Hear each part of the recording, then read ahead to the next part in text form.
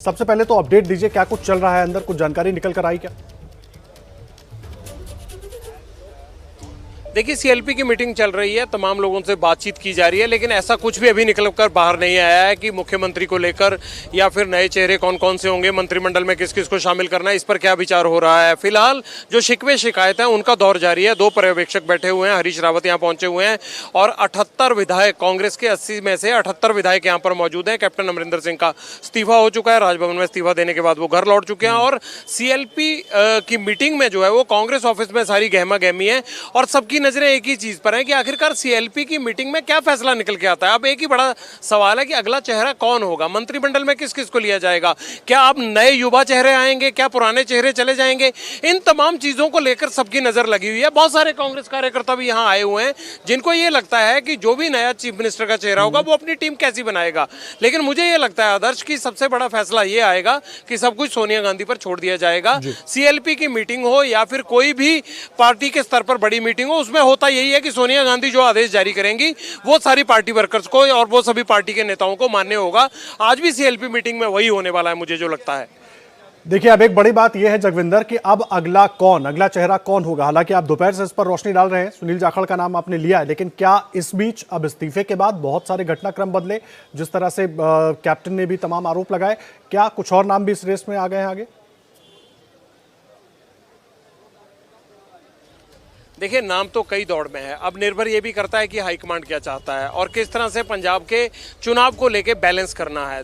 मुख्य रूप से 2 ही नाम है, नवजोत सिंह सिद्धू या फिर सुनील जाखड़।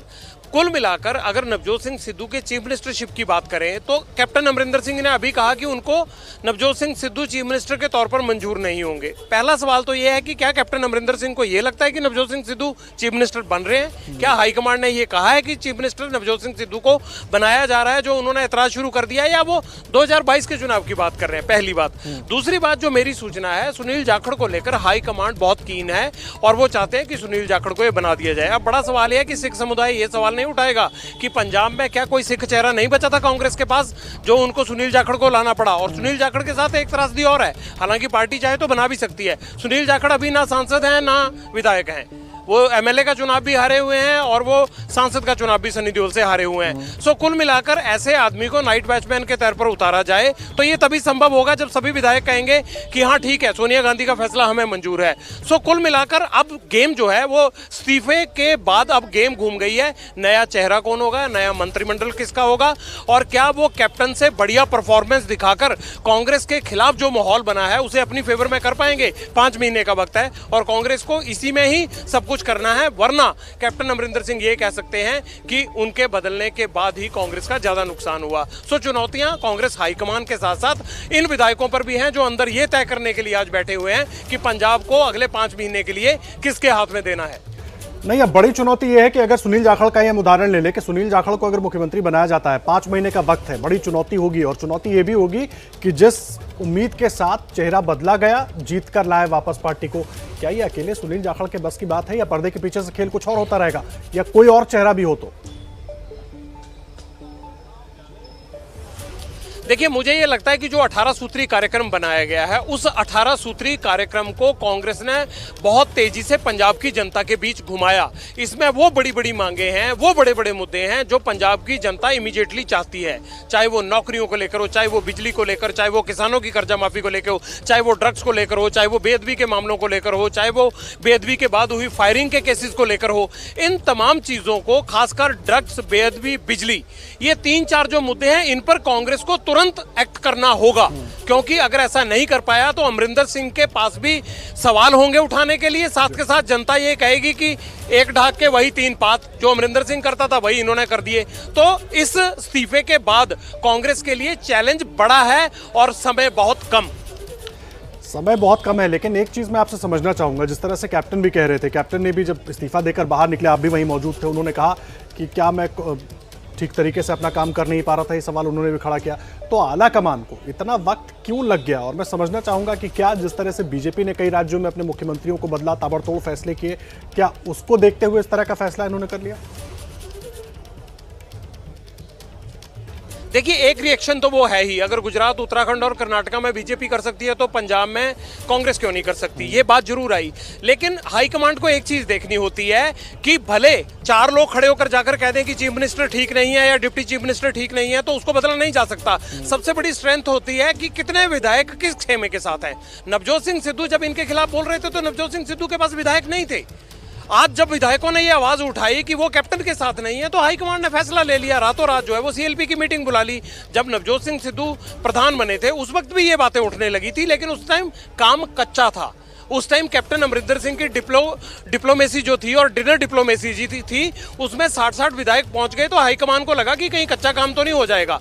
लेकिन जब 60 विधायकों में से 40 की लिखकर चिट्ठी चली गई और ये धमकियां दी जाने लगी कि अगर जल्दी फैसला नहीं लिया तो हम पार्टी छोड़ देंगे, और बहुत सारे लोग जो हैं वो आम आदमी पार्टी के साथ अपनी गोटियां फिट भी करने लग गए थे, तो हाईकमान को लगा कि अब वक्त आ गया है, अगर कैप्टन अमरिंदर सिंह को लेकर इतनी मुखालफत है तो क्यों ना एक बार सीएलपी की मीटिंग बुला ली जाए। और खासकर सीएलपी की मीटिंग चीफ मिनिस्टर ही बुलाता है, लेकिन इसमें एआईसीसी ने कॉन्फिडेंस में ही नहीं लिया चीफ मिनिस्टर को। यही साबित हो गया था कि हाईकमांड कुछ और चाहता है और कैप्टन अमरिंदर सिंह कुछ और चाहते हैं। लिहाजा अब अमरिंदर सिंह की एक तरह से विदाई हो गई है, अब वो सिर्फ एक विधायक है, पटियाला से वो एक विधायक हैं और कांग्रेस पार्टी के विधायक हैं। मगर अब जो अंदर जो सारी मत्थापच्ची हो रही है वो इस चीज को लेकर होगी, और हाईकमान भी ये सोच रहा होगा कि इतना बड़ा कद्दावर नेता निपटा तो दिया, लेकिन अगले 5 महीने में जनता की उम्मीदों पर खरा उतर पाएंगे या नहीं, उसके लिए क्या एजेंडा होगा, उसके लिए क्या रूपरेखा बनेगी, ये कांग्रेस को अब तय करना है। वरना चुनाव सिर पे खड़ा है, फिर जो बाकी फतवा तो जनता ही देगी। वरना इसी से जुड़ा मेरा सवाल है। देखिए, पंजाब की राजनीति की नस-नस से आप वाकिफ हैं, लगातार पैनी नजर आपकी बनी रहती है। मैं ये समझना चाहता हूं आप कैसे देख रहे हैं इस फैसले को। चुनाव में जाना है, क्या इससे फायदा मिलेगा कांग्रेस पार्टी को जो सोच कर ये फैसला लिया गया? देखिए, फायदा लेने के लिए वक्त है कांग्रेस के पास, क्योंकि अभी कांग्रेस जो है ना एक जगह ठहर कर खड़ी हो गई थी और लोगों को ये लगने लग गया था कि अकाली भी अच्छे नहीं थे तो कांग्रेस भी अच्छी नहीं है। आम जानधारणा ये बन गई थी, और आम आदमी पार्टी को इसके चक्कर में ग्रामीण इलाकों में फायदा मिल रहा था। हालांकि ऐसा नहीं कि आम आदमी पार्टी ने कोई बहुत बड़ा जलवा कर दिया इसलिए पंजाब में उनको फायदा मिल रहा था, लेकिन जो अकाली दल का और कांग्रेस के प्रति रिजेंटमेंट थी उसका फायदा एक तीसरी पार्टी को मिल रहा था।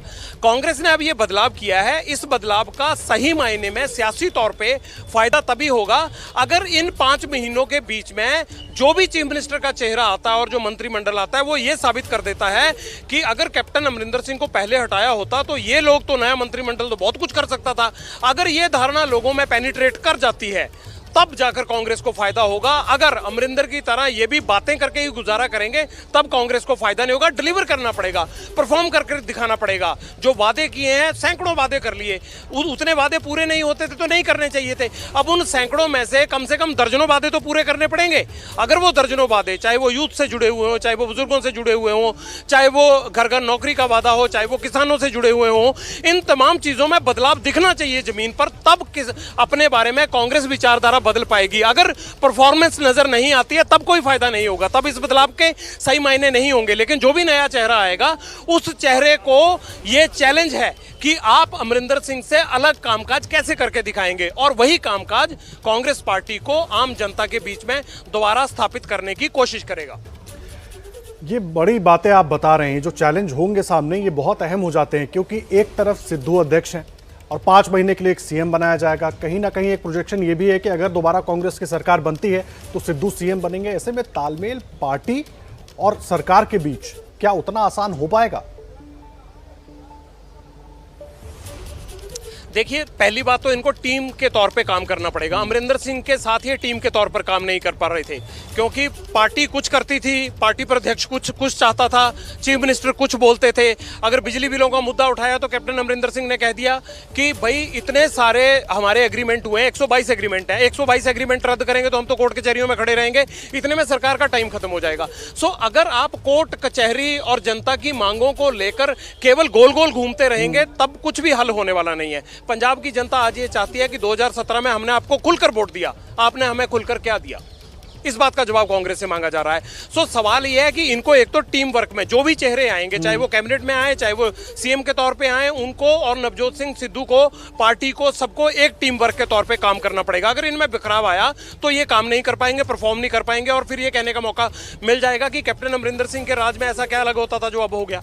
दूसरी बात यह है कि चाहे बेदबी के मसले हों, चाहे ड्रग्स के मसले हों, चाहे अकाली दल के खिलाफ जो भ्रष्टाचार के बड़े केसों के दावे कांग्रेस करती है, उन बड़े मामलों में कार्रवाई करनी पड़ेगी। खास बात यह है कि अकाली दल के खिलाफ, बड़े नेताओं के खिलाफ कांग्रेस के बहुत सारे लीडर, चाहे सुनील जाखड़ हो, चाहे नवजोत सिंह सिद्धू, चाहे सुखजिंदर रंधावा हो, ये तमाम लोग बोलते रहते हैं। तृप्त राजेंद्र बाजवा ने कहा था कि हमारा चीफ मिनिस्टर जो है वो विपक्ष से मिला हुआ है। भाई अगर विपक्ष से मिला हुआ है, अब चीफ मिनिस्टर हट गया है, अब आप चीफ मिनिस्टर बना लीजिए और आप वो काम कीजिए जो उन्होंने नहीं किया है। ये चैलेंज है सबसे बड़ा कांग्रेस के आगे अब। तभी ये कामों के दम पे अब कांग्रेस अपनी परफॉर्मेंस 22 के चुनाव के लिए बना सकती है।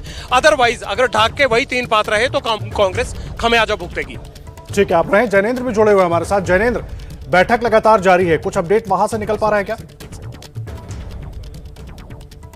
देखिए, विधायक दल की बैठक का खत्म होने वाली है और उम्मीद यही जताई जा रही है कि इस बैठक में आला कमान को अधिकृत किया जाएगा अगले मुख्यमंत्री के चयन के तौर पर। हालांकि जब बैठक खत्म होगा इसके बाद ही आधिकारिक तौर पर इसकी पुष्टि की जाएगी। फिलहाल बैठक तकरीबन 45 मिनट से चल रही है। 80 विधायक हैं कांग्रेस के कुल पंजाब में, उनमें से 78 विधायक इस बैठक में मौजूद हैं। कैप्टन नहीं पहुंचे हैं और इसके अलावा एक और विधायक जो है वो अनुपस्थित है। बताया जा रहा है कि संभवतः स्पीकर जो विधानसभा के हैं वो इस बैठक में नहीं आए हैं, वरना बाकी सारे विधायक इस बैठक में मौजूद हैं। बस बैठक खत्म होने वाली है और इसके बाद ये बात साफ हो जाएगी कि विधायक दल की तरफ से सोनिया गांधी को अधिकृत किया गया है मुख्यमंत्री के चयन के लिए, अगले मुख्यमंत्री के चयन के लिए।